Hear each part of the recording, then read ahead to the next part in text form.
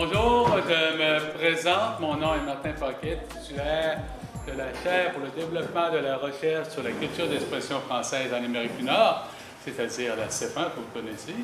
C'est le séminaire annuel que nous avons cette année, qui sera d'ailleurs dirigé avec énergie et enthousiasme par ma collègue Hélène Martel, ici présente, du département d'information et communication. Pour débuter justement ce séminaire qui portera sur la prise de parole publique, qui est un enjeu considérable des francophonies nord-américaines aujourd'hui, puisqu'il y en va de l'habilitation des citoyens et des citoyennes dans l'espace public ici. Nous allons commencer par justement d'établir le terrain. On parle d'espace public, mais on parle d'espace francophone, avec M. Étienne Rivard. M. Étienne Rivard a fait son doctorat en géographie à Vancouver, à l'UBC. Il est depuis plusieurs années ici à l'Université Laval comme coordonnateur pour le Centre interuniversitaire d'études québécoises, mieux connu sous le nom du siècle. M. Rivard a une feuille de route qui est impressionnante malgré son jeune âge, si on peut dire. Merci. Entre autres, sur les travaux qu'il a fait sur les Métis, en grande partie, sur la géographie historique des Métis. Il a contribué à un ouvrage dont vous avez, d'ailleurs, co-dirigé un de ces ouvrages qui est désormais un repère majeur sur les francophonies nord-américaines. C'est la classe historique sur la francophonie nord-américaine avec Yves Frenette et Marc Saint-Hilaire.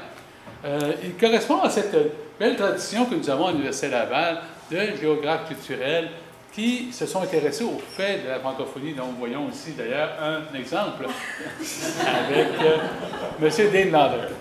Donc, sans plus attendre, puisque vous êtes là tout oui pour l'entendre, je laisse la parole à M. Rivard. Merci infiniment pour cette belle présentation, Martin. Fidèle, évidemment, à ta réputation. Merci aussi à Mme Martel pour l'invitation, puis à la CFA. Puis merci à tous d'être ici présents. D'autant que la surprise est d'autant plus agréable que, effectivement, j'ai un modèle même de la géographie culturelle et historique de la francophonie nord-américaine avec nous. Enfin, normalement, c'est Dean qui aurait dû être le présentateur. Mais bon, je vais essayer de rejoindre au moins les chevilles de l'Atlas lui-même, de la francophonie.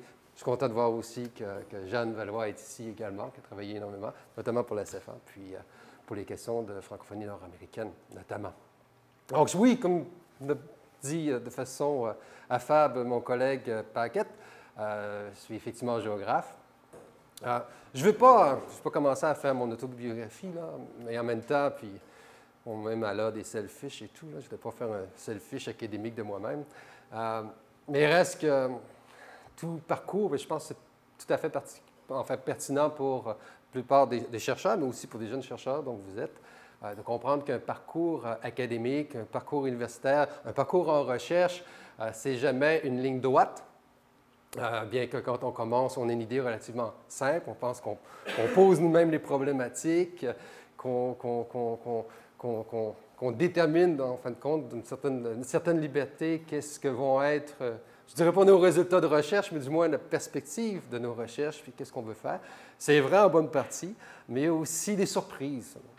Si je vous parle de francophonie nord-américaine aujourd'hui, ce n'est pas certain qu'il y a 10 ans, je vous en aurais parlé. Vous allez voir ma maîtrise, l'UQAM, sur l'impact des populations et des cartographies autochtones sur la cartographie coloniale. Je ne cherchais pas le terme francophonie, vous ne le trouverez pas. Non plus dans ma thèse de doctorat, même si j'ai travaillé sur la question métisse et le métissage au Canada. Le terme francophone va sortir ici et là, mais ce n'est pas dans une perspective, comment dire, d'esprit communautaire ou l'identité de la francophonie, quelque chose du genre, mais c'est vraiment plus dans un aspect de la langue, dans un espace particulier.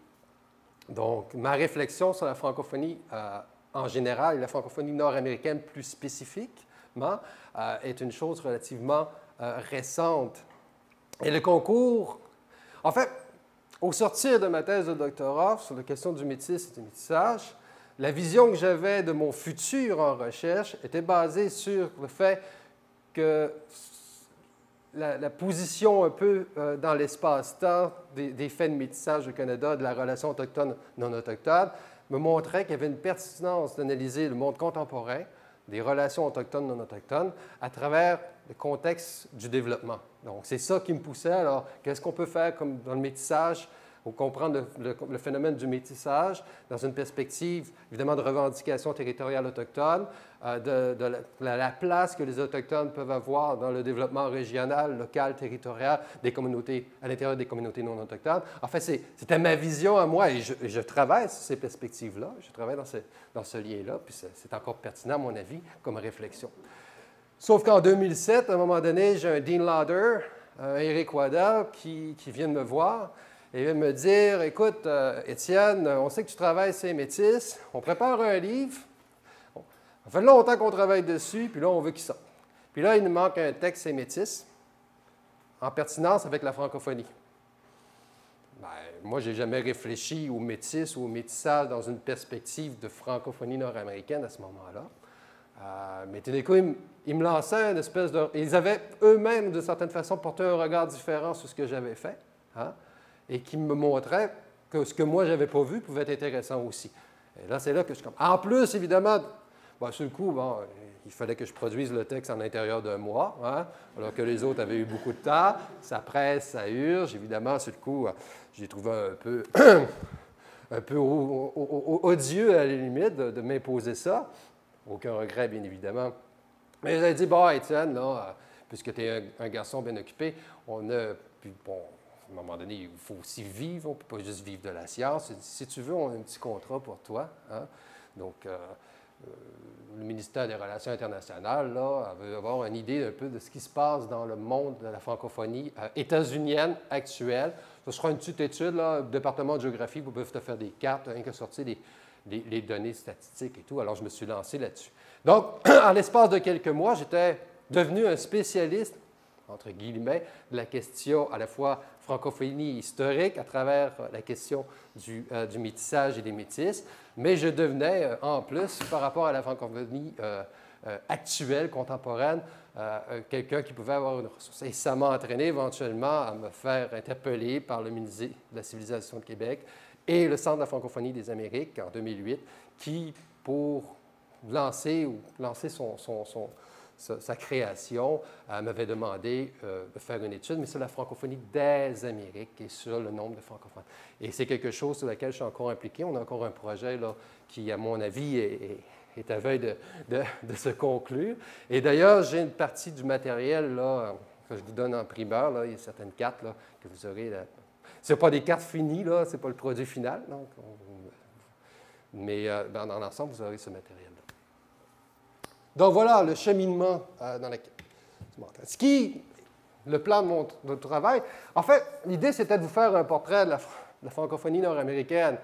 Mais bon, faire un portrait, faire une synthèse de la francophonie nord-américaine, ce plan historique et spatial de cet espace francophone demande une connaissance extrême. Donc, un portrait, aussi bien fait soit-il, peut être fait par quelqu'un comme Dean Lauder, par exemple, pas par Étienne Rivard.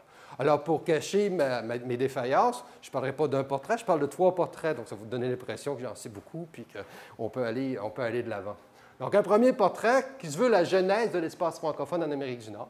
Hein, c'est pourquoi l'espace francophone est particulier. Donc, de le voir un peu dans le temps long, l'évolution de cet espace-là, dans ses expansions, ses contractions, dans ses espoirs, dans ses velléités ou aussi dans les défis qui lui sont adressés à travers le temps. Donc, on va travailler là-dessus. Par la suite, voir un portrait plus contemporain, un portrait statistique un peu, qui repose en bonne partie sur les cartes que je vous ai promises tantôt en avant-première ce matin. Donc, ils vont nous donner un peu l'idée de comment ça évolue aujourd'hui, qu'est-ce que ça veut dire, donner un portrait assez global, mais contemporain. Et ensuite, ce que j'ai appelé un autoportrait, pour être dans l'ère du temps contemporain, qui va au-delà des effectifs, qui, d'une certaine façon, porte un regard critique du premier portrait statistique et qui nous montre une autre réalité aussi, ou de d'autres pistes à suivre. Je dis pistes, mais je pourrais parler de voix publiques. Moi, je ne suis pas un spécialiste de la parole publique, alors moi, comme géographe, je préfère les voix publiques.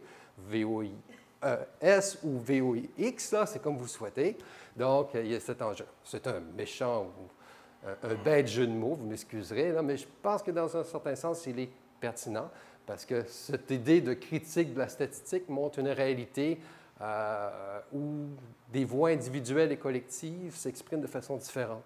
Hein? Et elles ouvrent effectivement des pistes de réflexion différentes sur ce que peut être la francophonie nord-américaine. Avant d'en venir là, il y a une question de définition. On parle de francophonie, on parle de francophone, on parle de qui? C'est important de le déterminer parce qu'après ça, il faut les chercher. Il ne s'agit pas de lancer un appel à tous, là, puis de dire aux francophones de vous exprimer. Bon, à la limite, on pourrait le faire, parce que c'est un peu ce que fait le Centre de la francophonie des Amériques, hein, parce qu'ils essaient de rejoindre dans un réseau l'ensemble des gens qui peuvent avoir une affiliation quelconque à divers degrés avec la francophonie, plan culturel, mais aussi dans la pratique de la langue. Mais la question se pose toujours. Nous, quand on a fait l'Atlas de la francophonie nord-américaine, notre définition de la francophonie n'était pas identitaire ou même, je dirais, sociale ou quoi que ce soit. On s'intéressait essentiellement aux gens locuteurs de français, au sens large aussi, comme vous allez le voir plus tard, pas nécessairement aux identités à proprement dit, bien que, évidemment, il y a des moments où l'analyse démontre qu'il y a des sociétés, il y a des communautés vivantes à travers le temps qui s'expriment et on ne s'est pas retenu d'en parler, mais ce n'était pas l'objectif premier. Notre définition, on cherchait les gens, des locuteurs francophones essentiellement à travers le temps. C'est une définition relativement simple, hein, en apparence. Dans la pratique, ça peut être plus compliqué. Parce que là, maintenant qu'on a déterminé que c'est ça qu'on cherche des locuteurs, comment on les identifie, comment on les trouve? Parce qu'on n'a pas nécessairement toutes les statistiques qu'il faut. Hein. Là, maintenant, on peut s'amuser avec les statistiques contemporaines, notamment au Canada, où on a beaucoup de variables de langue dans les recensements. Aux États-Unis, c'est moins riche, mais il y en a quand même. Donc, on est capable de dessiner les portraits, ce qui va être la deuxième partie, là, comme je vous le disais tout à l'heure. Mais quand on vient pour exprimer cela à travers une cartographie, d'ailleurs, c'était très compliqué, avant les recensements, qui commencent essentiellement à partir des années 1850, là, on parle de recensement complet là, et nominatif. Avant ça, on a relativement peu d'informations quantitatives à se mettre sous la dent. Et pour la cartographie, évidemment, ça a causé quand même quelques soucis. Donc, on se rend compte que ce n'est pas si facile que ça. Et les variables qu'on a, ce n'est pas nécessairement des variables de langue. Il faut y aller avec des variables d'origine ethnique, des variables de pays de naissance, avec tout ce que ça crée comme imprécision, des variables de migration, ainsi de suite. Donc, on n'est pas toujours dans le cœur de la francophonie, on est toujours à quelque part alentour, dans des indices qui nous permettent de suivre cette évolution-là. Donc, malgré qu'on ait une définition sur les locuteurs, force est d'admettre qu'on arrive à élargir forcément, par la force des choses, notre définition même. Mais cette définition-là va évoluer. Et même aujourd'hui, hein, parce que prendre le recensement canadien, puis dire, bon, on va identifier avec des variables la réalité francophone au Canada, si vous prenez la variable de langue maternelle, vous prenez la variable de la langue le plus souvent parlée à la maison, ou celle de la connaissance du français ou langue officielle, vous n'avez pas les mêmes résultats. Au Québec, ça chevauche à peu près assez bien, pour des raisons évidentes, du fait que le français ou la langue française, elle est dominante. Mais dans le reste du pays, là, vous passez de quelques centaines de milliers de personnes à presque 1 million de personnes selon la variable dont vous faites usage. Donc, la question de définition se pose encore aujourd'hui, et c'est par rapport à la donnée qui est disponible. Donc, j'y vais pour mon premier portrait, maintenant que j'ai fait ces petites précisions, on peut dire d'ordre méthodologique, hein, comme je suis méthodique, du moins en apparence aussi. La première, c'est la genèse de l'espace francophone nord-américain. Je vous propose en gros là une chronologie qui n'a rien d'exceptionnel ou d'original à proprement dit, mais est efficace. Okay? C'est une chronologie généralement acceptée, sinon acceptable, hein, qui commence avec l'époque coloniale, qu'on va faire finir, bon, où le moment charnière, évidemment, va être la conquête de la Nouvelle-France, évidemment, en 1760, qui va entraîner par la suite, dans les décennies qui suivent, des changements qu'on va considérer aussi dans l'époque coloniale, des changements, des bouleversements dans certains cas, mais aussi des modifications dans l'espace et de l'expansion du fait francophone. Après ça, on va s'intéresser davantage aux décennies qui suivent, mais qui chevauchent un peu les deux périodes, le commerce vers l'intérieur, c'est-à-dire l'expansion notamment de la traite des fourrures, mais aussi d'autres types de commerce comme la foresterie, et ainsi de suite, qui va avoir un effet aussi important sur l'expansion du fait francophone en Amérique du Nord. Et à la suite de ça, les grandes migrations de la fin du 18e siècle, fin du 19e siècle, début du 20e siècle, qui vont marquer grandement, pas juste la francophonie, mais l'ensemble du continent nord-américain. C'est la conquête de l'Ouest, c'est l'expansion territoriale de deux États-nations, le Canada et les États-Unis notamment.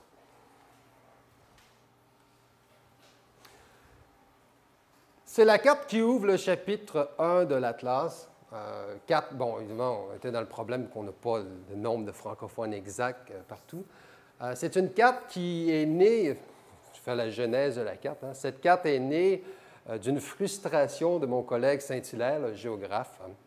Forte, grande frustration. Je pense que ça doit dater de ses années de secondaire, probablement, cours d'histoire et de géographie.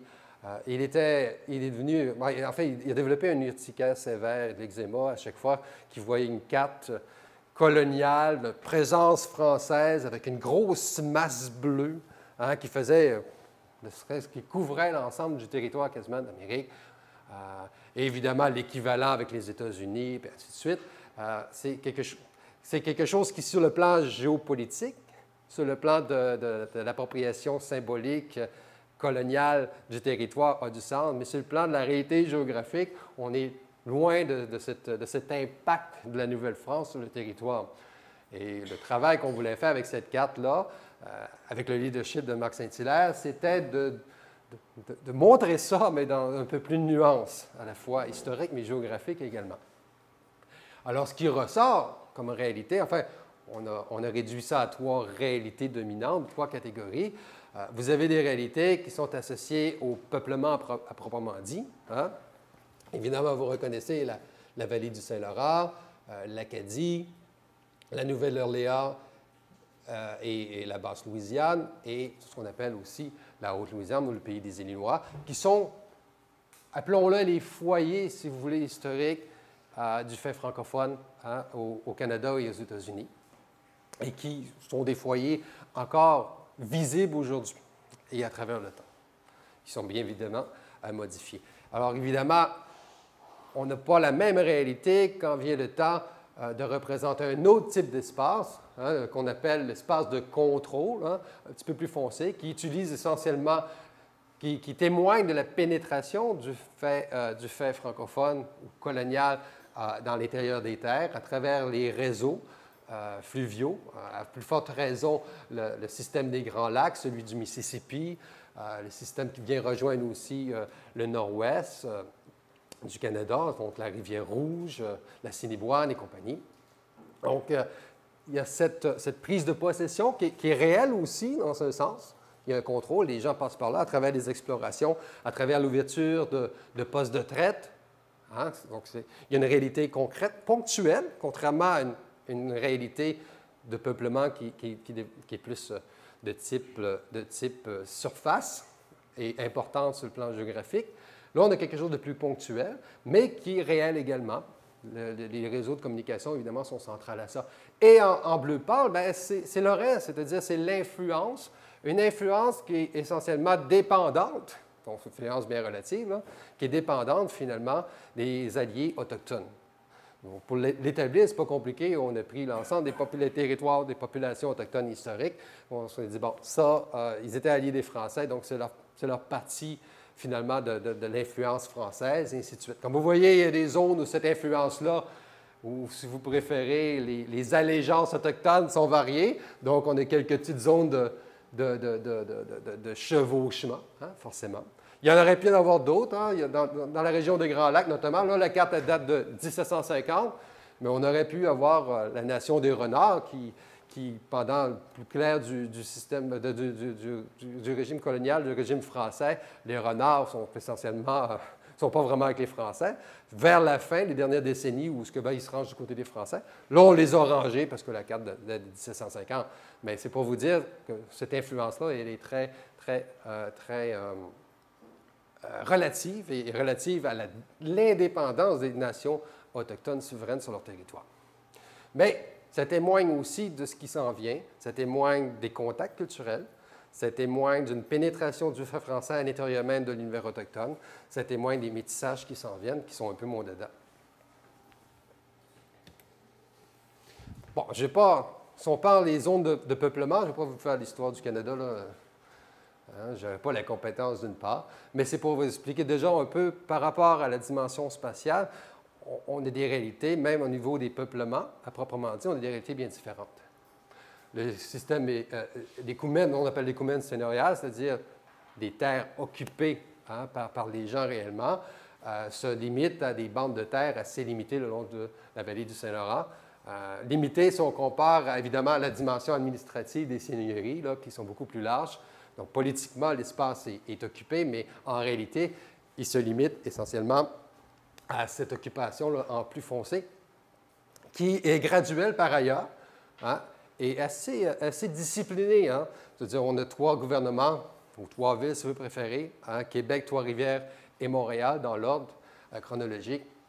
Et à partir de ces terres-là, va se diffuser de façon assez disciplinée le long de la vallée du Saint-Laurent, ces premières occupations-là, jusqu'à temps, au moment donné, comme vous voyez, vers 1725, il y a une rencontre, c'est-à-dire que l'espace entre les villes a été comblé. Et éventuellement, même, des affluents vont commencer à être exploités aussi, là, que ce soit la Batiscan, la Yamaska, la Nicolet, ici sur la rive sud, ou sur la rive nord, près de Montréal, l'Assomption, Mascouche et compagnie.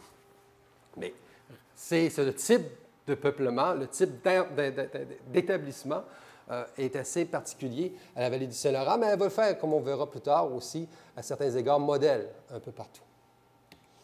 Bon, je ne pourrais pas parler, évidemment, du fait francophone sans aborder un peu la question de l'Acadie. J'y vais rapidement. Encore une fois, c'est qu'on a une réalité un peu différente. Hein? C'est-à-dire, d'abord, les Acadiens sont là en premier, c'est bon de le dire, avant le Canada et avant la vallée du Saint-Laurent. Ils sont relativement indépendants dans le sens où il y a relativement peu de contacts entre les deux. Il y a des contacts coloniaux, mais je veux dire, il y a peu de migration à l'époque coloniale entre les deux espaces. C'est un espace très varié. En termes, vous voyez que déjà qu'on n'est pas dans une seule vallée, un peu comme au Canada ou dans la vallée du Saint-Laurent. Il y a différentes raisons d'implantation. Ça peut, comme à Terre-Neuve, par exemple, où la pêche est particulièrement importante. Donc, on rentre dans toute cette implantation de l'industrie de la pêche. Et aussi, ce qu'on connaît peut-être un peu mieux, il y a le côté de l'Acadie un peu plus rural, hein, l'Acadie, évidemment, de la péninsule acadienne véritable, là, qui est la Nouvelle-Écosse aujourd'hui, avec Port-Royal, notamment Grand-Pré, dans les premiers. L'Acadie qu'on connaît aujourd'hui, dominante, celle du Nouveau-Brunswick, bien, elle est là, mais ce n'est pas cette Acadie-là dont on parle aujourd'hui. Le système des aboiteaux, donc on parle de l'Acadie rurale, bien, c'est de ça dont on parle. C'est assez particulier, c'est une conquête de l'espace, évidemment de l'espace forestier, comme dans la vallée du Saint-Laurent. Les gens arrivent, c'est tout en bois de bout, comme on dit. Hein? Dans ce cas-ci, c'est ça aussi, mais on réclame aussi sur la mer à travers un système de digues. Hein? On crée des lagons qu'on va assécher, on crée de la terre, autrement dit. Donc, c'est ce système-là qu'on voit aussi hein, un peu plus tard ici au Québec, sur la côte sud, dans le Kamouraska. Donc, on peut encore voir les vestiges, même relativement contemporains de ces aboiteaux-là. Là, vous les voyez sur cette carte ici, tout le système de digues, vous voyez toute la complexité de ces digues-là, tout le long des principaux affluents, à l'intérieur des baies, et ainsi de suite. Donc, il manque un travail de l'espace original, à la fois original, mais aussi important. En Basse-Louisiane, vous voyez un peu la dichotomie. Ça ressemble beaucoup à ce qui se passe dans la vallée du Saint-Laurent. Évidemment, la colonisation fait appel à d'autres sources. On ne passe pas nécessairement par le Canada, quoique c'est possible aussi pour aller s'établir en Louisiane. En partie, il y a des immigrants du Canada qui y vont, mais il y a aussi des immigrants directement de France. Encore une fois, au lieu d'avoir, on a encore l'idée d'un gouvernement central, ou du moins d'un point administratif. Ici, c'est la Nouvelle-Orléans.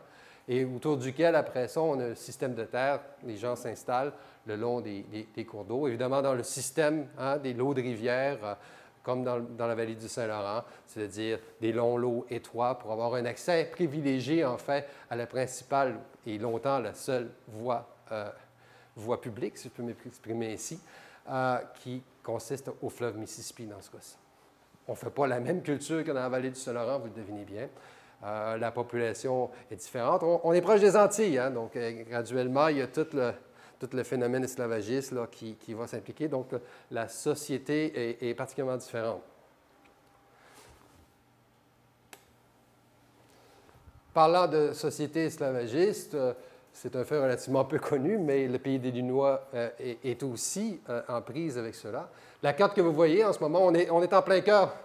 On est en plein cœur de ce qui est le Missouri. Là.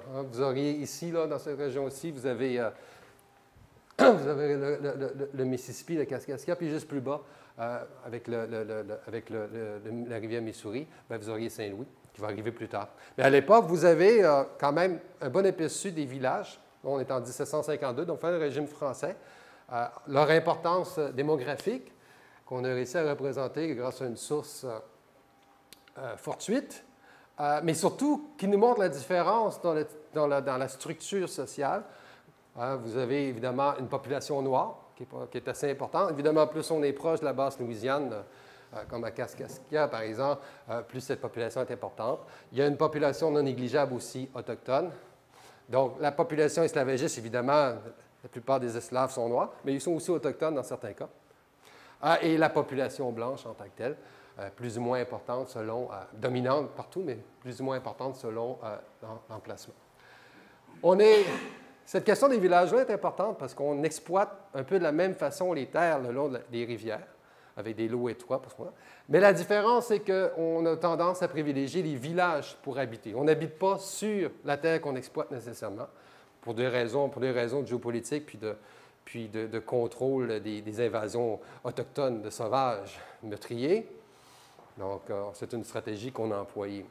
Sauf qu'il manque un petit point sur cette carte-là, qui est l'industrie minière et la vieille mine. Oui. Et vous avez sur la page couverture du livre, c'est la vieille mine. Hein, ça ne se situe pas très loin de Sainte-Bièvre.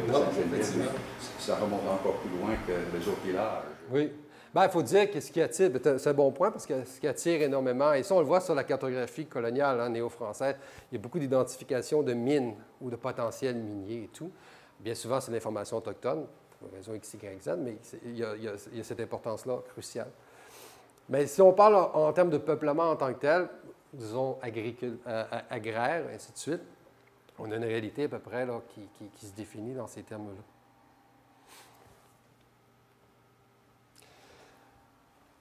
On était juste tout près de la conquête. Hein? Évidemment, une fois la conquête de la Nouvelle-France, une fois que, évidemment, les possessions françaises en Amérique finissent par se limiter aux Antilles, puis à Saint-Pierre et Miquelon, et à quelques doigts de pêche là, dans le nord de Terre-Neuve, on en arrive à une réalité où la domination, on est sur le régime britannique. Et évidemment, ça entraîne énormément de changements. Le changement le plus spectaculaire peut-être et le plus douloureux dans l'histoire, évidemment, c'est la question du grand dérangement, où on pourrait dire des déportations, parce qu'il y en a eu plusieurs sur quelques années. Alors, vous avez les mouvements, là, évidemment, de déportation, où les gens ont été envoyés. Je ne décris pas tout. Il y a aussi des mouvements de fuite. Pour fuir la déportation, bon, on va quitter. Donc, la population acadienne, évidemment, va être délocalisée. Ça, c'est un thème, un euphémisme là, pour dire les choses comme elles sont. Un peu partout, comme vous voyez dans les Amériques, mais aussi en Europe, en France, en Grande-Bretagne. Certains vont fuir, évidemment, par le fameux portage du Témiscouata, là, puis rejoindre le Québec, ainsi de suite. Donc, c'est vraiment ce qui touche le plus l'imaginaire, évidemment, dans les changements sur le plan colonial qui vont suivre la conquête. Mais ces changements ne sont pas nécessairement toujours négatifs. Si on oublie évidemment toute la misère humaine qui est associée à ça, ça entraîne d'autres phénomènes d'entraînement qui, eux, sont pas nécessairement négatifs, mais qui font que, curieusement, en dépit du fait que la France coloniale n'a plus de contrôle sur ces espaces-là, ce n'est pas la mort automatique du fait francophone, et non même pas la fin de son expansion continentale, mais c'est même un nouveau début, si vous voulez. La Louisiane, bon, on la connaît, on sait que la Nouvelle-Orléans est le point central, et on sait qu'il y a une immigration qui s'est faite sur près d'un siècle, là, avant du moins sur plusieurs décennies avant la conquête. Là, à partir évidemment de 1763, avec le traité de Paris, bon, cette partie de la Louisiane là, qui est à l'ouest du Mississippi est espagnole. Les Espagnols, évidemment, vont finir par faire leur tour administratif, mais en gros, ils ne vont pas imposer à prime abord une colonisation hispanophone de l'espace louisianais. Alors, le champ est relativement libre pour les anciens administrateurs qui restent encore influents, notamment à Nouvelle-Orléans, pour attirer des populations francophones. Et c'est le cas. Une bonne partie, un nombre non négligeable, relativement significatif d'Acadiens qui étaient partis, qui ont voyagé. Certains sont allés dans la région des colonies états-uniennes en devenir, donc des colonies britanniques, sont revenus à Halifax, partir d'Halifax. Éventuellement, ils vont se retrouver à la Nouvelle-Orléans pour venir s'installer dans la région de la Louisiane.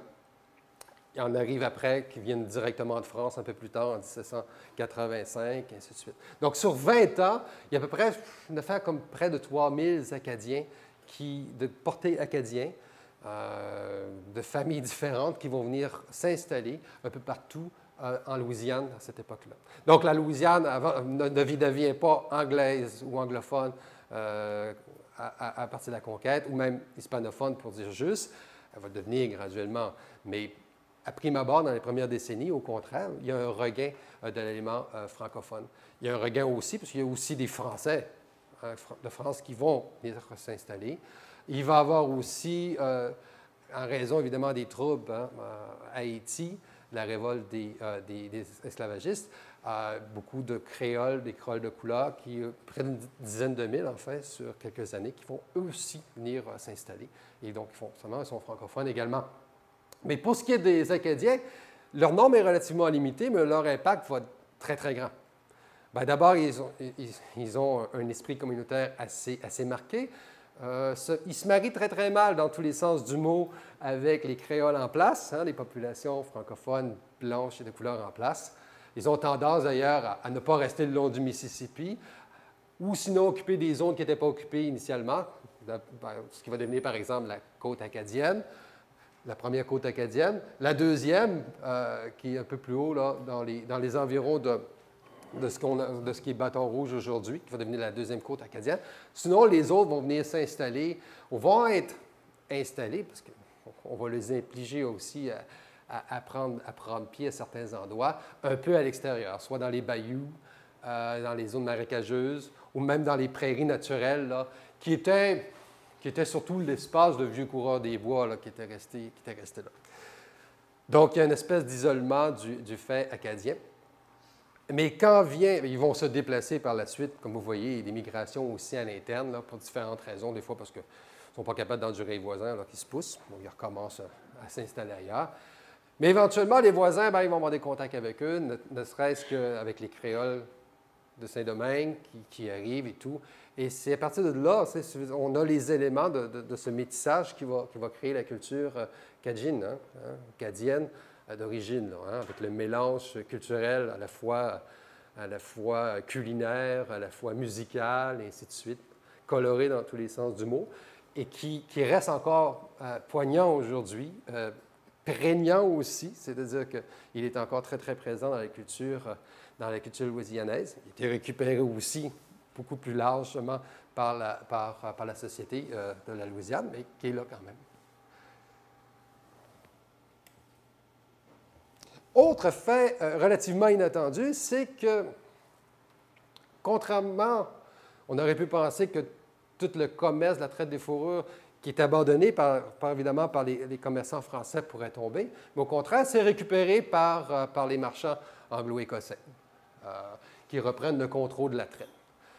Ils reprennent le contrôle de la traite, donc ils amènent leurs propres capitaux, donc c'est eux autres qui retirent les profits, mais ils reprennent essentiellement la même main-d'œuvre. Et cette main-d'œuvre-là, elle est canadienne, elle est francophone.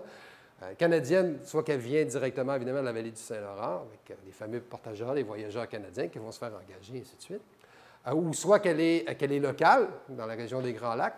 Là, c'est la partie sud, mais on pourrait dire la même chose la partie nord également, qui est le résultat des métissages déjà. Donc, il y a déjà une population d'ascendance mixte, qui, lors du régime français, a commencé à pluer, et qui est là, qui est francophone, mais en même temps qui n'est pas canadienne, mais qui est métisse, au début du métissage, donc des populations métisses émergent. Et là, il va y avoir une augmentation à partir de la fin du 18e siècle de ces populations. Le commerce lui-même prend de l'ampleur. Donc, forcément, le volume de fourrure, le volume de capital, mais aussi le volume de main-d'œuvre et donc de contact avec les populations autochtones et des métissages augmente.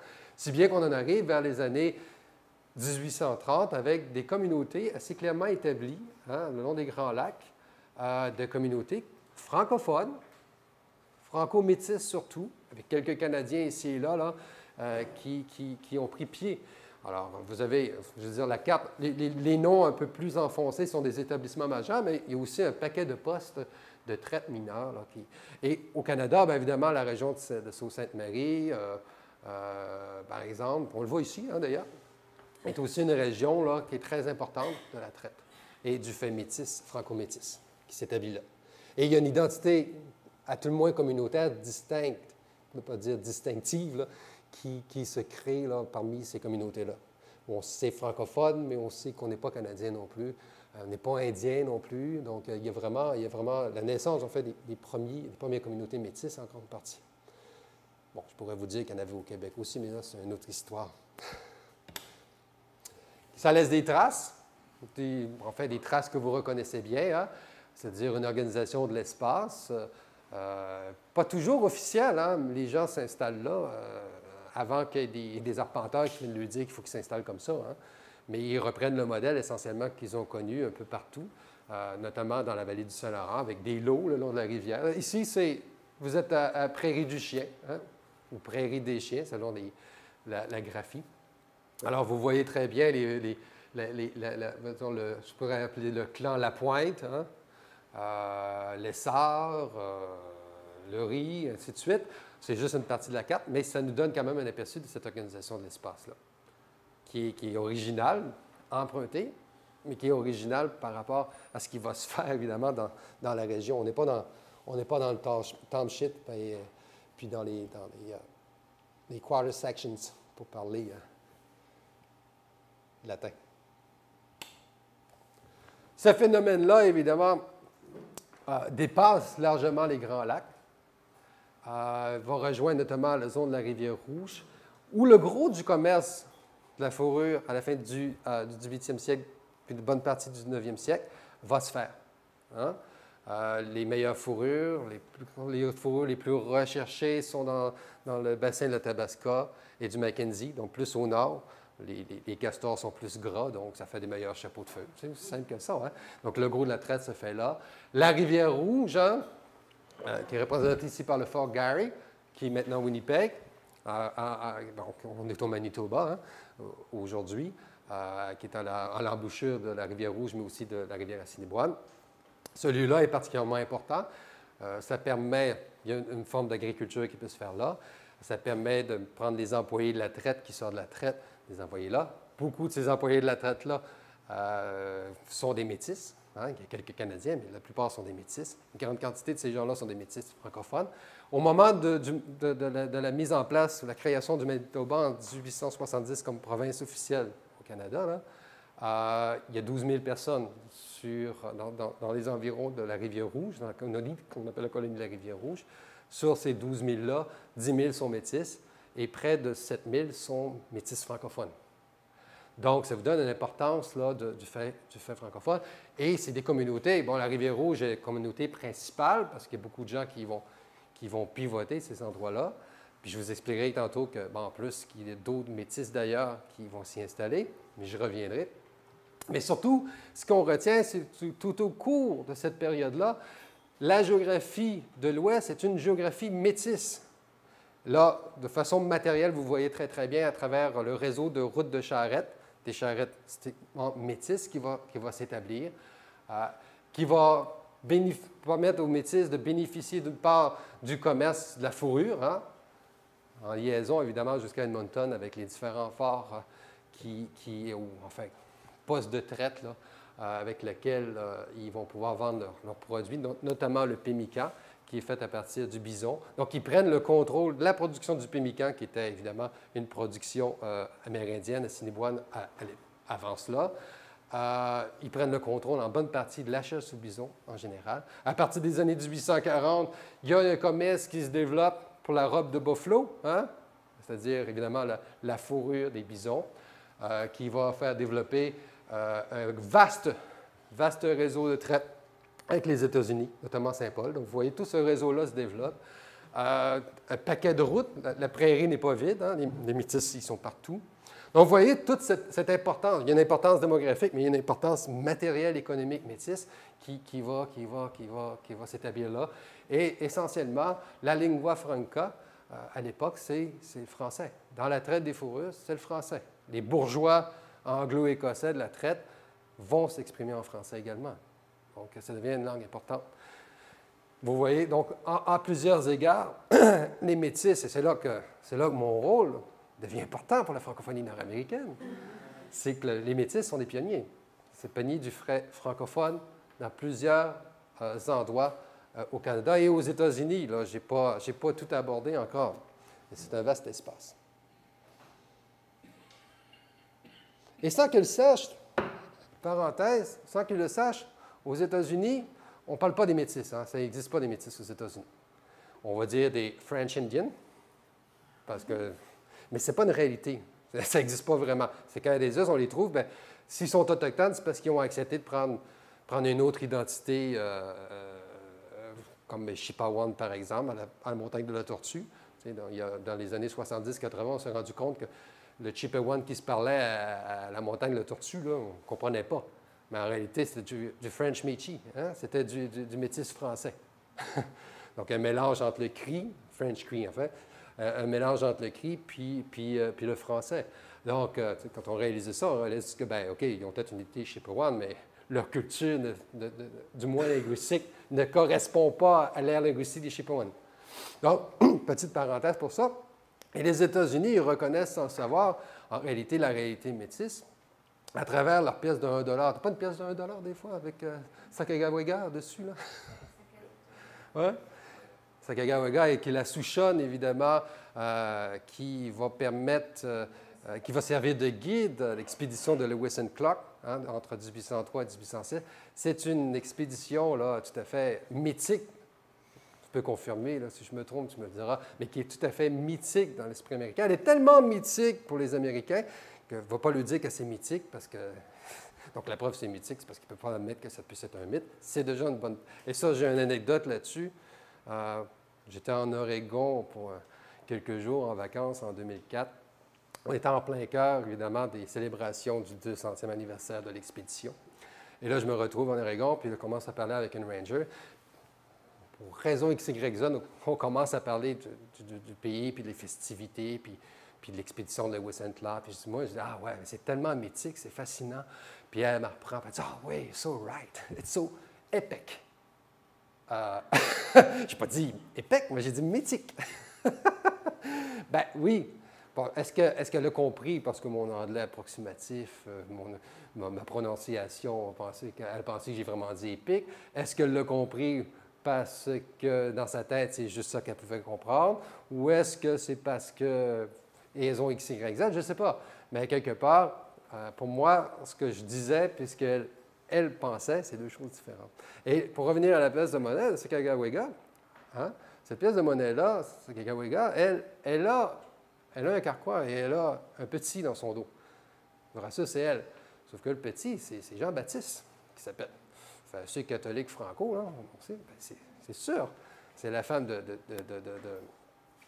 Jean-Baptiste, Jean-Baptiste Charbonneau. Bon, c'est la femme de l'autre, de Charbonneau. Toussaint. Non, c'est pas Toussaint. Ouais, Toussaint Charbonneau. Qui, lui aussi, fait partie, avec d'autres franco-métis, de l'expédition de Lewis and Clark. Évidemment, ça, c'était balayé de la carte dans tous les sens du mot, hein, parce que quand Clark fait sa carte, tous les toponymes qui lui ont été donnés en français, en Souchon et compagnie, sont tous anglicisés. Là, hein. Ce qui veut dire que les Américains mettent des Canadiens français sur leur monnaie, alors qu'au Canada, on met la reine d'Angleterre. Et voilà, et voilà. Ou des caribous, c'est selon. Mais c'est assez local. Mais ils ne le font pas nécessairement en connaissance de cause. Mais bon, ça, c'est autre chose. Donc, pour vous donner une idée. Donc, je ferme cette parenthèse-là, mais ça vous donne quand même l'importance du fait métis et de l'intérêt que j'ai pour tout ça. Donc, ça, c'était les impacts, si vous voulez, de l'après-conquête. Hein? Des impacts à la fois durs, mais aussi des impacts pas nécessairement attendus, mais qui font en sorte que finalement, le fait francophone ne va pas en diminuant. Il va même, dans certains cas, il est en expansion. Il prend d'autres figures. Il ne prend pas la figure officielle coloniale. Il est beaucoup plus métissé. Il est pionnier, mais il va être important aussi pour la suite des choses. Bon, la période qui nous intéresse le plus, parce que c'est une période qui est intense. C'est la période non seulement intense pour l'immigration, puis l'expansion de l'espace francophone, mais aussi parce que c'est toute l'expansion des espaces nationaux qui sont en jeu. J'ai commencé avec une photo du canal Erie, hein, dont on finit la construction en 1825. C'est un symbole important parce qu'on reliait ainsi les Grands Lacs avec New York, hein, à travers l'Hudson qui coule. Donc, c'était un moment important parce que c'était la communication. Hein, on connaît l'ère des technologies d'information, des communications. Bien, à l'époque, l'importance des communications terrestres est cruciale. Mais terrestre au sens très, très large, on s'entend, parce que là, un canal, c'est plus maritime, mais c'est la pénétration du continent qui était rendue ainsi plus aisée. Alors, ça ouvre les Grands Lacs, évidemment, à la colonisation et éventuellement, le mouvement va graduellement se poursuivre vers l'ouest. Un autre facteur, évidemment, c'est un facteur géopolitique, géomilitaire. Hein, c'est la fin de la guerre de 1812-1814 entre les Britanniques puis les États-Unis. Alors, ça, évidemment, tout cet espace-là de guerroyage ancien devient un espace libre. Ce n'est pas un espace tout à fait libre, pour revenir à ma métisse de tout à l'heure, parce qu'il y a déjà un paquet de franco-métis qui sont là, notamment dans la région de Saint-Louis, hein, des Chouteaux, par exemple, qui vont profiter de la traite des fourrures dont je parlais tout à l'heure pour se faire un nom puis se faire un capital. Hein.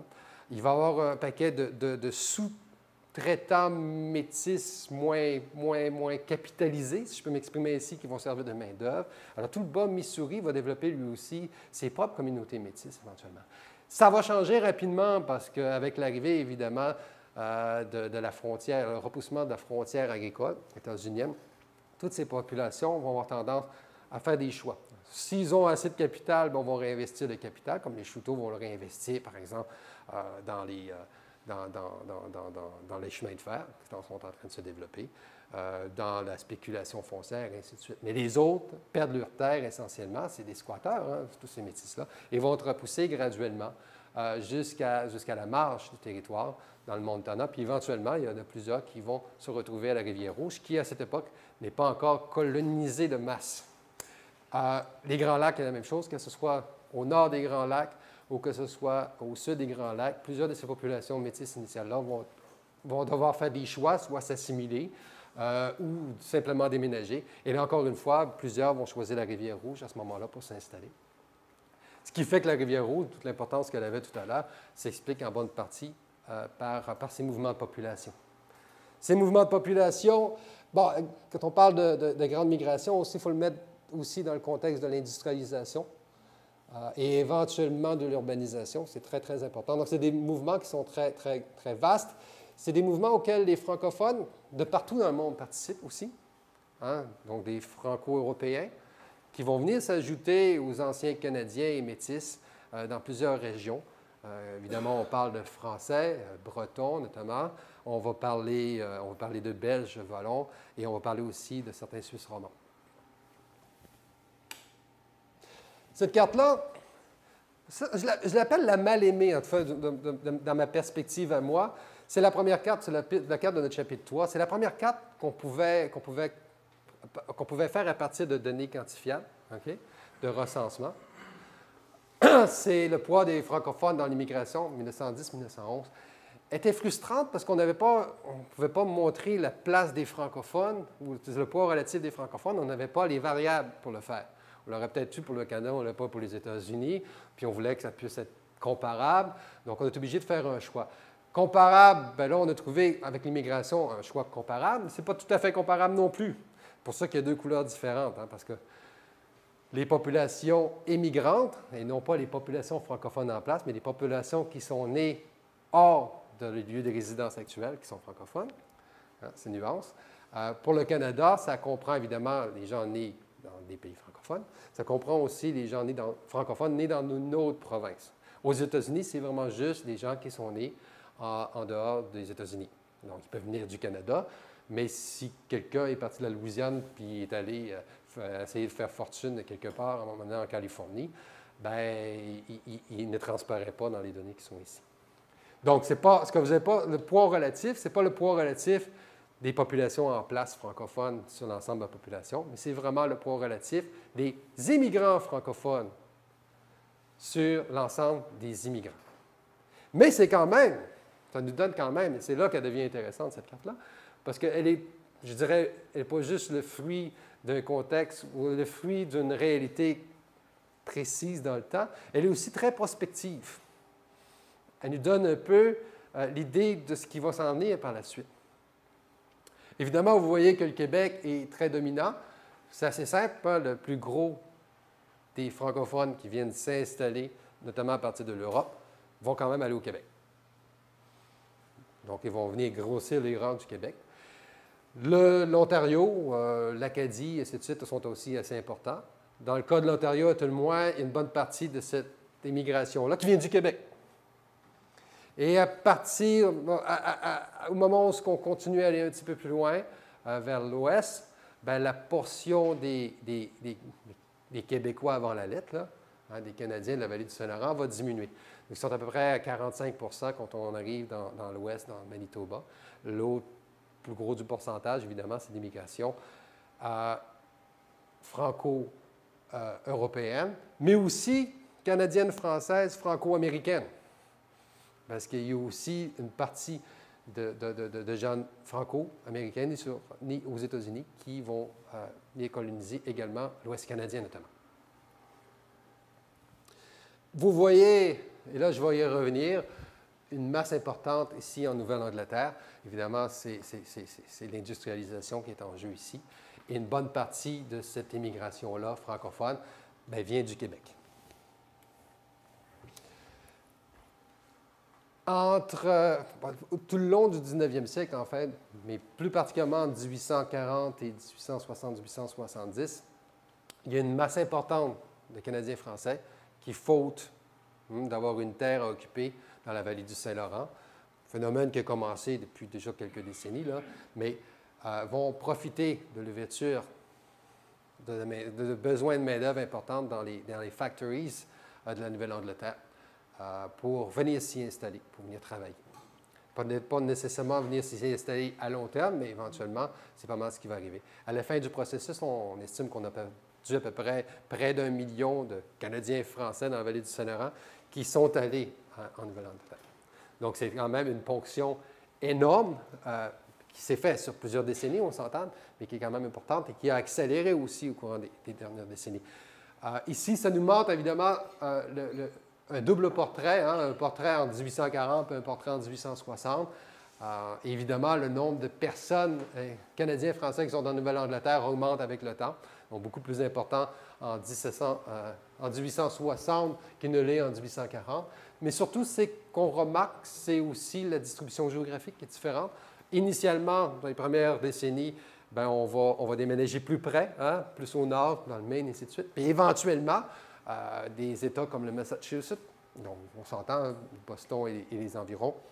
Mais on prend beaucoup, et le Connecticut aussi, dans une moindre importance, le Rhode Island, on prend de plus en plus d'importance comme dans les choix de destination. Évidemment, c'est des destinations de plus en plus lointaines, donc les retours toujours un peu plus compliqués, bien que les liens familiaux avec la vallée du Saint-Laurent restent quand même assez vivants. Il y a aussi, je ne vais pas passer à travers tout, évidemment, les lieux de migration des Canadiens français, mais pour vous donner un peu un aperçu. Le Midwest est un autre bon exemple. Bon, je reviens sur la guerre de 1812 puis l'ouverture du canal aérien, ce sont des éléments importants parce qu'on est dans le réseau des Grands Lacs, là. Et c'est essentiellement, le Midwest va attirer beaucoup de Canadiens français de la vallée du Saint-Laurent. Pas juste ça, il y a beaucoup, c'est vraiment une population assez variée également, mais en raison, évidemment, d'un commerce assez particulier, le commerce des fourrures, qui est encore présent à l'époque, mais qui va se modifier, mais aussi le commerce de la forêt, la foresterie.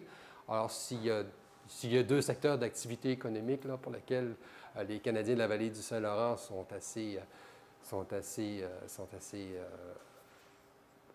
connaissants et réputés, merci, bien, s'en sont. Et donc, forcément, ils vont finir par, dans certains endroits, ils sont globalement, comme immigration, ils sont relativement minoritaires. Enfin, ils sont carrément minoritaires, mais notamment dans le coin de la Saginaw et tout, vont réussir à créer certaines concentrations de population, vont réussir aussi à mettre en place des paroisses là, strictement canadiennes-françaises, et ainsi de suite. Donc, il y a une présence qui s'impose.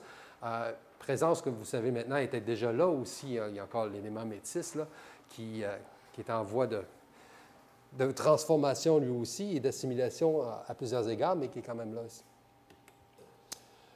Il y a l'aspect de la ruée californienne. Je pense, oui, là, j'y vais plus par un exemple très, très individuel, mais c'est sûr que la ruée vers l'or va faire en sorte d'ouvrir la Californie, évidemment, au désir d'établissement.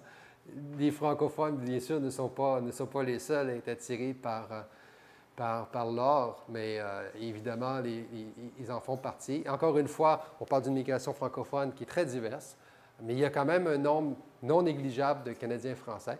Exemple, Prudent Baudry, là, qui est originaire du Québec, mais je ne sais plus exactement où, mais enfin, qui va devenir en 1875 le maire de Los Angeles, ce qui est quand même...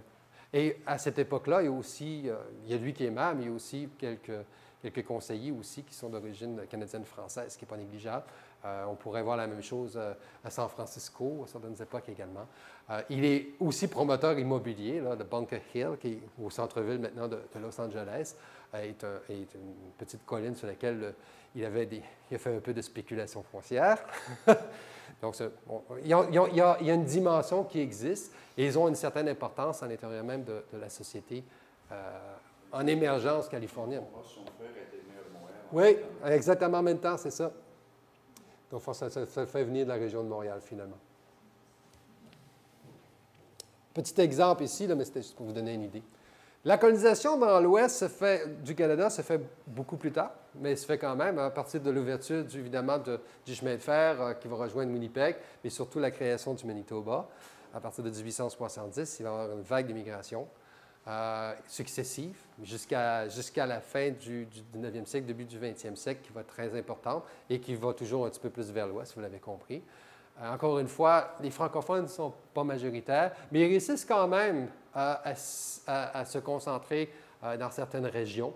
Donc, vous voyez ici et là, les régions en tant que telles, que ce soit au Manitoba, en Saskatchewan ou bien dans le nord de l'Alberta.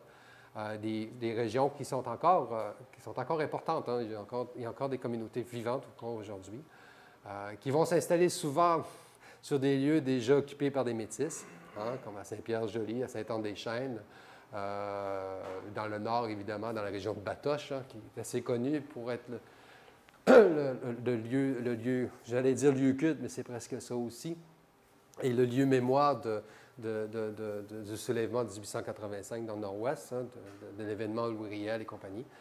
Donc, ça nous donne un aperçu. Il y a toute cette réalité francophone-là, qui n'est pas tout à fait nouvelle, mais qui s'installe. Encore une fois, elle est marquée, comme je le disais tout tantôt, au saut de la diversité, hein, des francophones qui viennent un petit peu partout. Ici et là, il y a des Bretons. Après ça, il y a des Belges à certains endroits. Des fois, il y a des mélanges entre les deux. Je n'ai pas pris la carte. J'aurais pu prendre une belle carte qui a été faite pour la région de Notre-Dame de Lourdes par Audepied, qui représente l'ensemble des lots, parce que, bon, évidemment, on est en territoire de cadastre très géométrique, hein, mais chaque lot est un carré dans un plus grand carré, hein, dans le système de canton. Et la distribution des terres fait en sorte que, finalement, les communautés ont réussi bien souvent, grâce, évidemment, à des sociétés laïques, mais aussi à des pères missionnaires, à s'installer de façon relativement concentrée. Ce qui nous donne un portrait, d'ailleurs, de cette francophonie minoritaire, hein, dans le contexte des grandes migrations, qui va devenir rapidement minoritaire de toute façon, même lorsqu'il était majoritaire, comme au Manitoba. Hein. Vous vous souvenez, quand je vous disais qu'il y avait fait comme 7000 métis, là, donc plus de la moitié étaient des francophones au Manitoba. En quelques décennies après l'ouverture du Manitoba, la majorité est anglophone à 85 %. Donc, bon, le fait que les métis aient été repoussés plus loin dans l'Ouest, notamment, explique en grande partie ce changement important-là. Mais il reste qu'en dépit de cette minorisation-là, les communautés réussissent quand même à se former.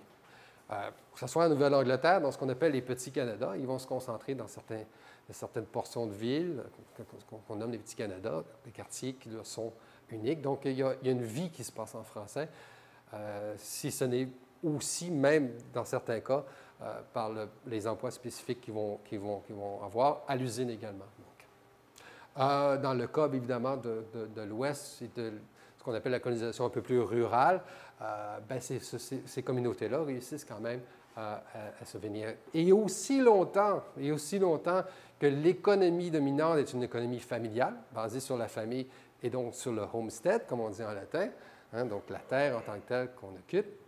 Et aussi longtemps qu'il y a une certaine concentration géographique et que ces gens-là peuvent former des paroisses et pouvoir parler en français aussi, c'est le parvis de l'Église, ces communautés-là vont rester vivantes longtemps. Mais évidemment, le désavantage d'être concentré géographiquement et très local, c'est le poids politique lorsque les décisions se prennent, c'est-à-dire éventuellement au niveau provincial.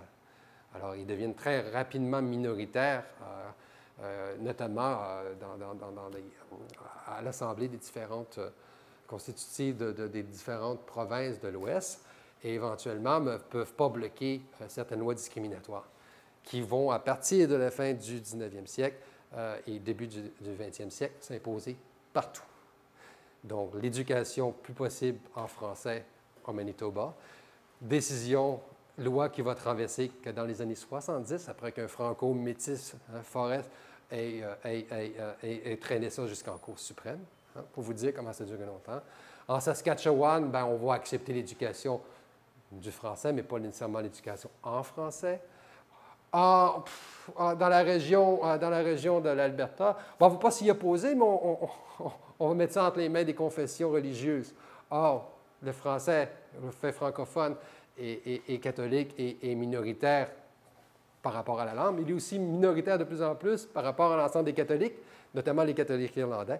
Donc, finalement, ça vient à dire que l'éducation en français ne sera pas possible non plus. Donc, cet ensemble de facteurs-là font en sorte, évidemment, de miner éventuellement la survie de ces communautés-là. Et une des bonnes parties de ces communautés-là vont devoir vivre aussi avec le changement de base de leur économie. C'est-à-dire du moment où l'industrialisation dans l'Ouest s'impose, l'urbanisation s'impose dans les années 50-60, l'économie familiale ne devient plus aussi importante, ça devient une économie, il rentre dans l'économie de marché à proprement dit, et du travail évidemment manufacturier et ainsi de suite, ou même des services. Et là, le noyau francophone s'est dilué un petit peu plus. C'est peut-être moins vrai dans la région de Winnipeg parce qu'il y a à l'intérieur de la ville, Saint-Boniface, qui est un noyau plus dur, mais ailleurs, notamment en Saskatchewan, ça a eu évidemment des effets certainement plus importants. Donc, ça nous donne à peu près, dans les années 1840-1850, ce portrait-là. Le Québec est définitivement central. Vous voyez, là, c'est vraiment les francophones avec leur poids relatif. Il y a une couronne quand même autour du Québec qui est très intéressante avec l'Ontario français, l'Acadie qui est encore poignante. Il y a quand même, des éléments, des foyers nouveaux de la Nouvelle-Angleterre qui restent là, avec une certaine importance. La Louisiane y est encore, mais déjà, vous voyez que la région de Saint-Louis, le Midwest, tout l'Ouest, évidemment, devient très, très, très majoritairement anglophone. Il y a des exceptions, du moins sur le plan des effectifs, dans la région, évidemment, de la Californie, parce qu'il y a beaucoup de francophones qui y vont, mais ils sont aussi beaucoup noyés dans l'immigration qui est non francophone, qui est encore plus importante. Donc, les effectifs ne sont pas négligeables, même si on compare pas d'autres effectifs ailleurs, mais il n'en demeure pas moins que le poids de ces gens-là est minimal. Et même dans l'Ouest, on voit graduellement la diminution du fait francophone à ce moment-là. Ce qui m'amène à mon premier portrait de la situation actuelle. C'est la même carte, essentiellement, les mêmes données ou à peu près, qui nous donne une réalité, mais en 2010-2011. Okay? Donc, là, on est rendu dans les cartes là, que je vous disais tantôt, que vous avez en avant-première. Profitez-en, parce que... Alors, encore une fois, le Québec est encore plus central qu'il ne l'a jamais été. Vous comprenez bien. La présence, évidemment, des foyers traditionnels comme la Louisiane est encore là. La présence aussi en Nouvelle-Angleterre n'est pas négligeable. Tout ce qui touche, évidemment, à l'ensemble en entour du Québec, encore une fois, comme l'Acadie, bien que là, est de plus en plus concentrée dans le nord du Nouveau-Brunswick, un peu moins dans sa portion plus traditionnelle et historique de la Nouvelle-Écosse. L'Ontario francophone n'a absolument rien à envier si on se fie à ces statistiques-là. Par contre, pour le reste, c'est des quantités en termes de poids assez négligeables. Des éléments importants, mais ça, c'est peut-être la carte des effectifs rend la chose un peu intéressante. Aux États-Unis, d'accord, globalement, c'est sûr que le poids relatif de ces communautés-là ou des individus francophones est très, très faible, mais si on prenait la somme de tous ces cercles proportionnels-là pour les mettre ensemble et qu'on faisait exception du Québec, on se rendrait compte qu'en termes absolus, il y a beaucoup plus de francophones actuellement aux États-Unis qu'il y en a dans le Canada hors Québec. C'est assez important de le dire. En fait, ça remet les choses un peu plus en perspective. Et l'autre chose qu'il faut mettre en perspective, c'est le choix des variables. Pour comparer les États-Unis et le Canada, évidemment, il a fallu prendre la variable canadienne qui est équivalente à la seule variable qu'on a aux États-Unis, c'est-à-dire la langue parlée à la maison. Il est bien évident que s'il y a 2 millions de personnes aux États-Unis qui parlent français à la maison, ça ne donne pas un aperçu juste peut-être du nombre de personnes qui sont capables de parler le français, mais qui ne le parlent peut-être pas à la maison. De gens qui l'apprennent parce que c'est une langue étrangère, et ainsi de suite. Donc, il faut faire attention à ces chiffres-là.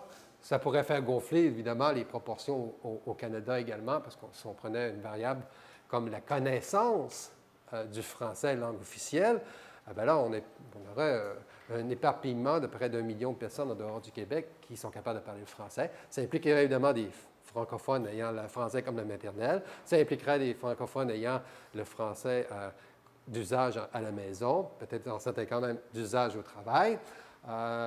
Mais ça reprendrait aussi les gens qui connaissent le français, même qui sont des anglophones d'origine, parce qu'ils sont allés à l'école d'immersion, et ainsi de suite. Donc, il faut faire attention au portrait qu'on donne. Mais ça donne quand même, dans l'ensemble, une bonne idée des foyers les plus importants de la francophonie actuelle. Cette carte-là, elle nous montre plutôt la même réalité, sauf qu'elle compare, au lieu de donner un aperçu une époque seulement, donc 2010-2011, la réalité comme elle a évolué entre 2000-2001 et 2010. Donc, il y a une décennie d'évolution dans cette carte-là qui est exprimée. Les triangles, c'est l'évolution, évidemment, des effectifs, à proprement dit. OK? On voit bien qu'au Québec, en dépit de tout ce qui peut arriver, il y a une augmentation du nombre de francophones, globalement. Mais il y a quelques augmentations dans le reste du Canada sensibles, qu'on voit évidemment en Alberta et en Colombie-Britannique, pour des raisons strictement économiques. C'est les secteurs de l'économie qui sont les plus viables au Canada en ce moment. Peut-être pas durables, mais du moins viables. Donc, évidemment, vous avez compris que c'est toute l'exploitation du pétrole, notamment. Ailleurs, c'est en diminution. Je n'ose pas parler de l'Acadie ou même en termes d'effectifs de l'Ontario français. Mais là, on a Serge Dupuis, puis Joseph Gagné qui sont ici, donc ils ont participé d'une certaine façon à la diminution des Franco-Ontariens. On a le plus grand plaisir, soit dit en passant, comme quoi les diminutions peuvent être positives. Donc, ça nous donne un aperçu global quand même. Lorsque c'est plus alarmant, c'est au niveau, tout ce qui est rouge, en fait, c'est des diminutions du poids relatif.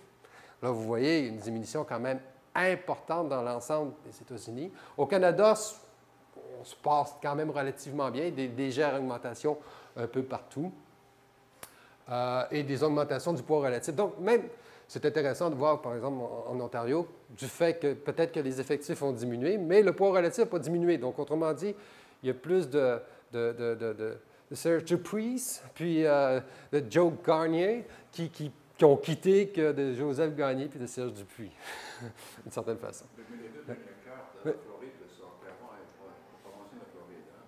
Je n'ai pas mentionné la Floride, puis je ne la mentionnerai pas tout de suite non plus. Vole-moi pas mes punchs. Ces géographes-là, ça voit une carte, là, puis tout de suite, ça étitille un peu. La Louisiane, évidemment, c'est entre 1990 et 2000, mais encore une fois, c'est un bon aperçu de la perte. Je veux dire, toutes les valeurs que vous voyez, là, à l'exception de la dernière, là, la plus foncée, là, ici et là, c'est toutes des valeurs négatives. C'est-à-dire qu'entre 90 et 2000, le nombre de personnes ayant déclaré avoir le français à la maison a diminué de façon assez significative au cours de cette décennie-là. Et je n'ai pas la carte, je n'ai pas pris la peine de la faire, mais ça a diminué encore entre 2000 et 2010. Ça, c'est les fins statistiques. À partir, il faut toujours être prudent, mais à partir de la statistique qu'on peut utiliser, de la variable qu'on a entre les mains. Mon dernier portrait, mes voix publiques, là. Vous vous souvenez, là, mon mauvais jeu de mots? 300 ans, on est toujours ici. Bon, vous avez remarqué que c'est la page couverture du livre de Franco-Amérique publié en 2008, là, sous la direction de Dean puis de Eric Waddell. Donc, c'est celui dont je faisais mention, qui signe un peu mon entrée dans le domaine de la francophonie nord-américaine. Je ne vais pas faire un topo complet, puis je ne l'ai pas, puis c'est Dean qui serait... parce que c'est un ami cher à lui de plusieurs décennies.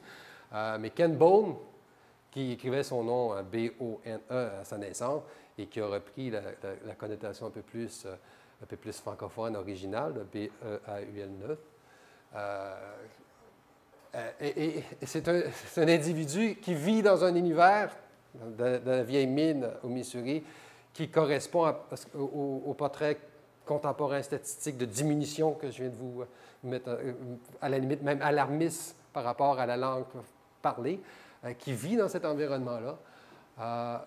Cet individu-là, je parle en termes d'individu là, pour l'instant, a vécu la honte de parler le français à une certaine époque, la honte de s'exprimer en français, sans nécessairement perdre son identité, sans nécessairement perdre ce sentiment d'importance de ses origines.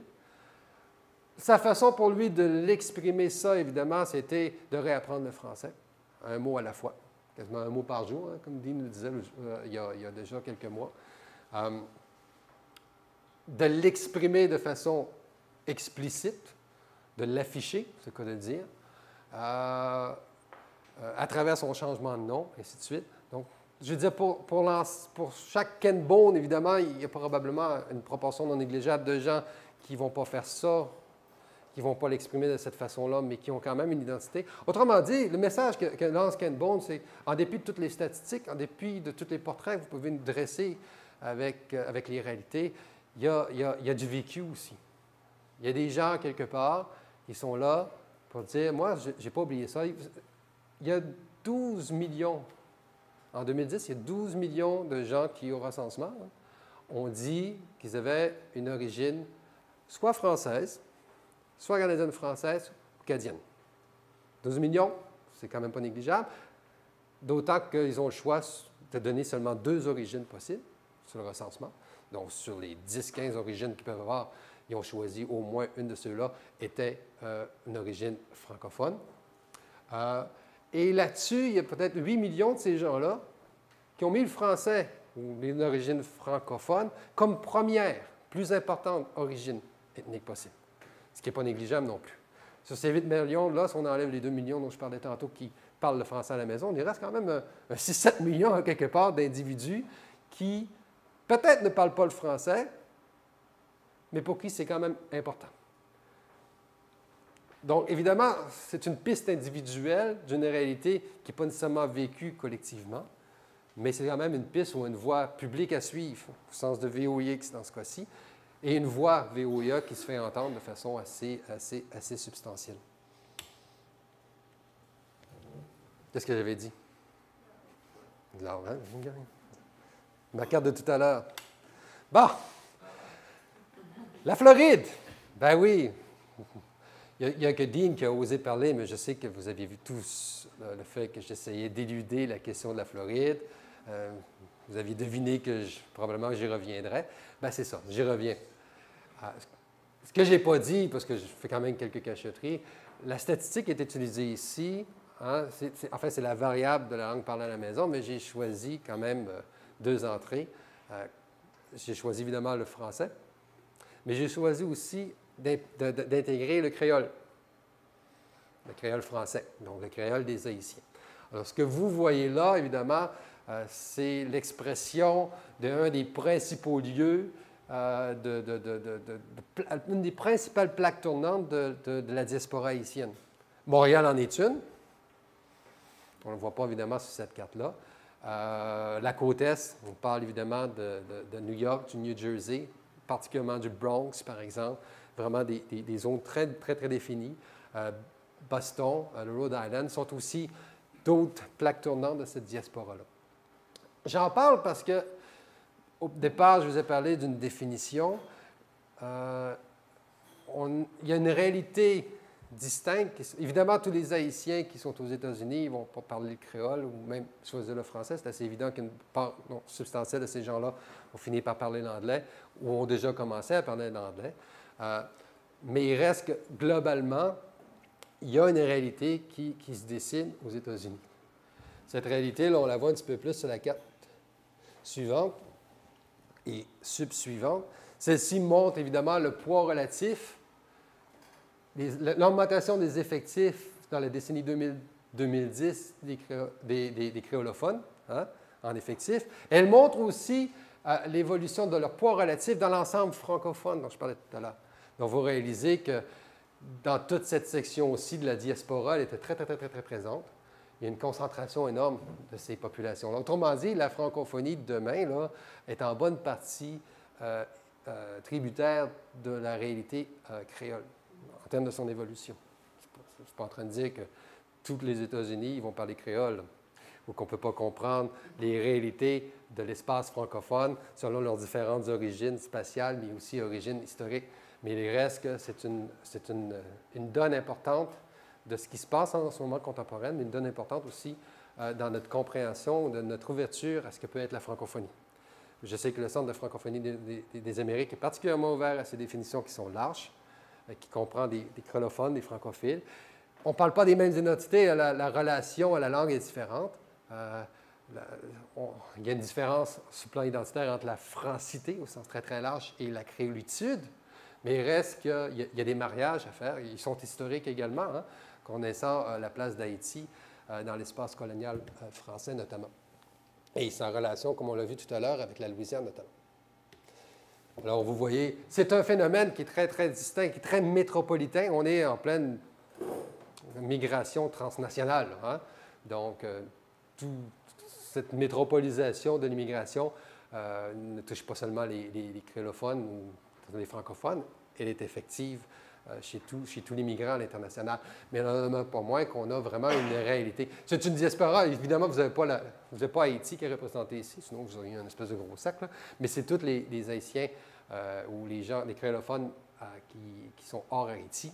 Bien, vous voyez vraiment une diaspora là, qui est beaucoup plus large, qui dépasse l'axe, évidemment, Est américain Montréal, là, qui est une plaque importante, cette diaspora-là. Mais vous avez aussi cette diaspora qui s'exprime de façon plus rayonnante, je dirais, que linéaire, dans l'espace des Caraïbes, puis de l'Amérique du Sud également. Rapidement, un autre aspect de ces populations dont on a annoncé souvent la mort francophone, oui, je vais finir avec ça, aucun problème. Il y a un sentiment de plus en plus important de développer ou d'une relation de plus en plus importante entre la survie du fait français et le développement économique qui se développe. Le contexte de l'économie mondiale favorise ça. Au-delà de la McDonaldisation, de la standardisation de l'économie à travers l'économie mondiale, il y a aussi dans l'économie mondiale la valorisation de la spécificité territoriale, des produits à haute valeur ajoutée. Si vous voulez innover, il faut proposer quelque chose de spécifique, de territorial, que les gens ne trouveront pas ailleurs, ce qu'on appelle plus des avantages comparatifs, mais des avantages différenciatifs. Donc, le touriste est particulièrement friand de ce type de changement de l'économie. Et plusieurs populations, communautés hors Québec, minoritaires, francophones qui ont compris ça depuis quelques années. Alors, je pense qu'en termes touristiques, là, les Acadiens sont un petit peu en avance sur le reste du Canada français, mais il y a aussi des réalités qui s'expriment de plus en plus, le besoin depuis quelques décennies d'augmenter ce développement économique-là. Parce qu'avec le développement économique, évidemment, vient une certaine aisance en croissance économique, la création d'emplois, mais surtout, il y a le processus de développement aussi. Celui de dire, bien, regarde, on a une spécificité, nous, on a la langue française. Cette langue française-là, notamment dans l'Ouest canadien, par exemple, est pionnière à travers le fait métis, le métissage. C'est une plus-value qui peut profiter non seulement aux communautés francophones, mais à l'ensemble de l'économie. Puis en ce faisant, bien, je veux dire, on se mobilise, il y a une solidarité sociale qui se crée, on crée une valorisation du fait francophone, et ainsi de suite, à l'intérieur de l'ensemble. Donc, on crée la diversité culturelle, on tire profit de cette diversité culturelle. Alors ça, c'est un discours qui revient continuellement, et c'est un discours qui est repris aussi au niveau local par plusieurs communautés. Les petits Saskatoon que vous voulez, cette image-là, bien évidemment, c'est pour faire appel au projet terroir, que Denis connaît très, très bien, pour y avoir participé à son élaboration avec l'Institut français de Regina, en Saskatchewan, parce qu'on a voulu, les communautés francophones sont mis ensemble pour mettre en place l'idée du terroir, pour mettre en place l'idée des produits spécifiques à travers et du patrimoine, mais patrimoine évidemment qu'on peut voir naturel, mais le patrimoine aussi humain et francophone, et mettre ça de l'avant. Et c'est des projets, en fait, c'est un ensemble de projets, si on veut, qui prennent de l'ampleur. Pas toujours facile. Dominique Cerny nous disait, il y a ça un peu moins d'un an, là, dans une conférence à l'Université Laval, qu'au début, quand ils arrivaient avec l'idée du terroir, qui est une idée bien établie en France, bien établie au Québec, les produits du terroir, mais un peu moins dans cette Saskatchewan à l'agriculture extensive et, pour ne pas dire, à l'industrie pétrolifère extensive également, l'idée de petits produits et tout, ça ne cadrait pas tout à fait bien. On les traitait de terroristes au départ. Donc, ça donne un aperçu des difficultés de la diversité culturelle, mais c'est des projets qui s'avancent quand même assez bien. Conclusion. Un mot pour décrire l'espace francophone nord-américain. Bon, il y a les mots des autres. Mobilité, sûrement. Vous l'avez vu, je peux dire, s'il y a quelque chose qui marque ou qui démarque l'expansion de cet espace-là, c'est les différents modes de mobilité. Mes amis géographes l'apprécient grandement. Dean, je sais qu'Équador, c'est probablement la thématique qui le rejoint le plus. Je ne suis pas en désaccord, bien au contraire. Le métissage, compte tenu du fait que, bon, c'est le métissage quelque part qui m'amène sur les questions de la francophonie nord-américaine, bien, c'est sûrement, on l'a vu à plusieurs égards, comme fait pionnier, mais aussi comme fait de réception également des autres communautés francophones éventuellement. Mais moi, le mot que je choisis, c'est le terme de résilience. Je ne sais pas si vous avez vu le reportage de Radio-Canada, là, où on parlait de la Louisiane, là, dernièrement, à cause puis il y a les fameux mots de de Zachary Richard, il disait que la Louisiane, c'est un cadavre, là, mais qui se lève pour commander une bière. Là. Je le paraphrase comme il faut. C'est pour dire, regarde, je vous ai présenté un portrait tantôt qui avait l'air un peu négatif. Là. Je ne suis pas un fossoyeur de communauté francophone, bien au contraire. Et je pense que c'est ça. Il y a longtemps, avec le portrait à la fois historique puis contemporain que je vous ai fait, il y a longtemps que cette communauté-là, ou ces communautés-là, devraient être mortes, en un sens. Et pour moi, la résilience, il y a vraiment le mot d'ordre qu'on devrait retenir. Et s'il y a quelque chose qu'il y avait à retenir de ma présentation aujourd'hui, c'est pour ça que je finis par ce mot-là. Merci.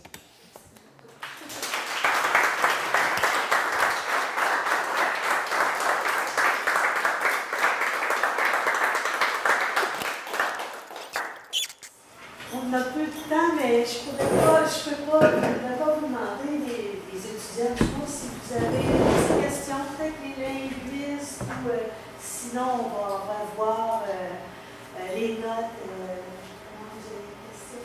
Ou les quatre, il faudra apprendre à lire les quatre. Parce que Puis c'est quoi la qualité, je vais finir là-dessus, c'est quoi la caractéristique qu'il faut projeter pour la résilience? Oui. C'est acquis? Oui. Apparemment, j'espère. Mais est-ce qu'il faut rester mobile, faut s'inscrire dans l'économie? Notre bon gouvernement nous dirait certainement ça. Est-ce qu'il y a un mot pour retenir, pour m'aider? S'il y a quelque chose du portrait que j'ai fait, c'est qu'il n'y a pas de réalité qu'on peut prévoir à l'avance. Hein. Donc, je veux dire, tous les effets sont dynamiques. Tantôt, j'ai pris l'exemple de la conquête. C'est vrai qu'il y a un impact négatif à prime abord, puis c'est pour ça que j'ai commencé avec la question de déportation, c'est très important. Mais la réalité, même à travers la déportation, toutes les réalités sont dynamiques. On se rend compte que ça a apporté, ben oui, ça a apporté d'autres choses. Donc, on ne peut pas savoir exactement l'humain, par de fait, même sa culture et ses identités sont dynamiques. Ce qu'on voit en ce moment, parce que c'est facile de dire, bon, regarde, les gens aux États-Unis, ils sont de moins en moins à parler le français. C'est des vieux qui le parlent. Moi, en 2003, j'étais au Mardi Gras à la Nouvelle-Orléans, mais j'allais sérieusement pour une conférence, évidemment, des géographes américains. Puis là, je me suis adonné être là, le Mardi Gras, puis là, évidemment, je ne pouvais pas dormir, fait que je suis allé faire un tour dans un bar. Et pour rencontrer, évidemment, un franco-louisianais de mon âge, donc très jeune, qui lui, ne pouvait pas sortir, parce qu'il n'était pas capable de... La plupart des gens, en Louisiane ou en Nouvelle-Orléans, quand tu as une chance de sortir, parce que c'est le Mardi Gras, ils sortent de la ville. Ils laissent ça au tourisme, essentiellement. Lui, il ne pouvait pas, pour des raisons socio-économiques, mais il me racontait, il dit, moi, je suis d'origine franco-louisianaise, puis il me le disait en anglais, évidemment, parce qu'il n'est pas capable de parler. Il dit, j'arrive pas à parler à mon grand-père. Mais mon grand-père, il parle acadien. Donc, vous voyez, il y a ces aspects-là. Mais en même temps, je parlais de la Louisiane tantôt, puis j'ai seulement cité Zachary Richard, mais ça s'écrit dans le contexte où, en ce moment, il y a le gouverneur qui veut faire accepter, passer un projet de loi qui va rendre bilingue la signalisation des voies publiques. Voilà, quand j'ai dit voie publique, tantôt, ça avait l'air d'un mauvais jeu de mots, mais c'est vrai. Donner une voix, évidemment, sur la voie publique aux faits français. C'est important. C'est plus que symbolique, là. On est au-delà du symbole, parce qu'à quelque part, on peut déjà se poser la question de l'impact que ça va avoir pour les générations futures de cette valorisation officielle des politiques-là. Ça pourrait, à mon avis, même dépasser les frontières même de la Louisiane. Là. Il y a d'autres réalités francophones. Pas dire qu'il y a d'autres États qui vont suivre le même pas. Là. Chaque État est relativement indépendant. Mais on ne peut pas regarder ça puis voir juste le côté négatif. Regarde, il y a d'autres choses. Hein. Il y a une balance à quelque part. Je n'arrive pas à faire juste des constats négatifs de ce qui se passe en ce moment. Non. En tout cas, vous nous tendez une belle perche pour le cours. Nous, on va travailler sur l'aspect public, la voix qu'on va, justement, pour montrer comment, dans le contexte francophone, c'est quoi le lien avec le public, avec la parole publique. Alors, je vous remercie, ça nous fait une belle réflexion pour finir notre premier cours. Merci beaucoup, puis merci à nos invités, il y en avait beaucoup. Et puis, nous, j'attends les étudiants un petit 2 minutes, puis on va aller sortir pour parler de francophonie. Oui, on va aller se sustenter, c'est ça? Je pense. Oui, merci infiniment, merci beaucoup.